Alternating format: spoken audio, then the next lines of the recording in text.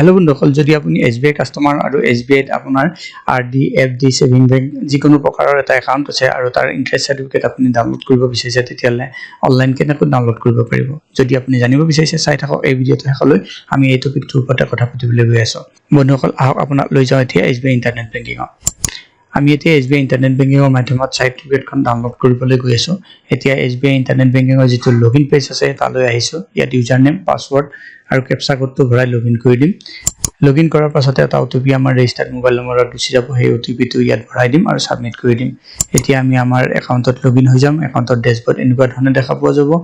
ইয়াত সাৰ্ভিসেছ এটা অপচন পাম একেবাৰে ওপৰৰ বাৰডালত তাৰ ওপৰত ক্লিক কৰিম তাৰ ওপৰত ক্লিক কৰাৰ পাছত বহুত কেইটামান অপচন ইয়াত দেখা পাম তাৰ ভিতৰত টেক্স ৰিলেটেডৰ ওপৰত আমি ক্লিক কৰি দিম এতিয়া টেক্স ৰিলেটেডৰ আন্ডাৰত যিমানবিলাক অপচন পাম সেইবিলাক ইয়াত দেখা পোৱা গৈছে তাৰ ভিতৰত ইন্টাৰেষ্ট সাৰ্টিফিকেটৰ ওপৰত ক্লিক কৰি দিম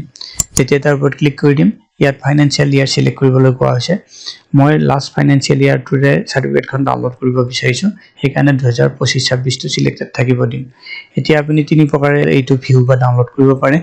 ভিউ ইন্টাৰেষ্ট সাৰ্টিফিকেটৰ ওপৰত ক্লিক কৰি দিলে সাৰ্টিফিকেটখন দেখা পোৱা যাব ইয়াত ডিসপ্লে হ'ব আৰু তাৰ পৰা ডাউনলোড কৰিব পাৰে বা ডাউনলোড ইন্টাৰেষ্ট সাৰ্টিফিকেটৰ ওপৰত ক্লিক কৰি ডাইৰেক্ট ডাউনলোড কৰিব পাৰে বা সেন্ড টু ৰেজিষ্টাৰ্ড ইমেইল আইডিৰ ওপৰত ক্লিক কৰি ইমেইল আইডিলৈ পঠাই তাৰ ওপৰত ডাউনলোড কৰিব পাৰে এতিয়া ডাউনলোড ইন্টাৰেষ্ট সাৰ্টিফিকেটৰ ওপৰত আমি ক্লিক কৰি দিম তাৰ ওপৰত ক্লিক কৰাৰ পাছতে সাৰ্টিফিকেটখন ডাউনলোড হ'বলৈ যাব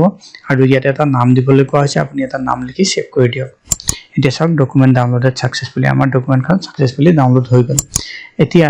এইখন PDF প্ৰটেক্টেড হয় আসলতে PDF ডকুমেন্টখন যদি আপুনি খুলিব লাগে এটা পাসওয়াৰ্ড দিব লাগিব পাসওয়াৰ্ডটো কি জানিবৰ কাৰণে আমি পাসওয়াৰ্ড লজি কৰাৰ আগত থকা যেটো আই সিম্বল আছে তাৰ ওপৰত আমি ক্লিক কৰি দিম তাৰ ওপৰত ক্লিক কৰি দিয়াৰ পাছত ইয়াত কোৱা হৈছে আপোনাৰ পাসওয়াৰ্ডটো কাস্টমাৰৰ নামৰ প্ৰথম পাঁচটা আখৰ ক্যাপিটেল লেটাৰত হ'ব আৰু তাৰ পাছত ডেট অফ বাৰ্থটো হ'ব ডে মান্থ ইয়াৰ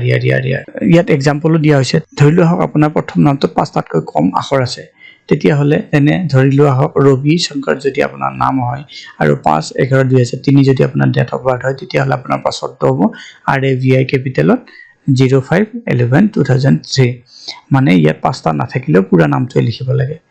বন্ধুসকল এতিয়া আমি যাও যিখন ডকুমেন্ট আছে সেইখন ওপেন কৰিবলৈ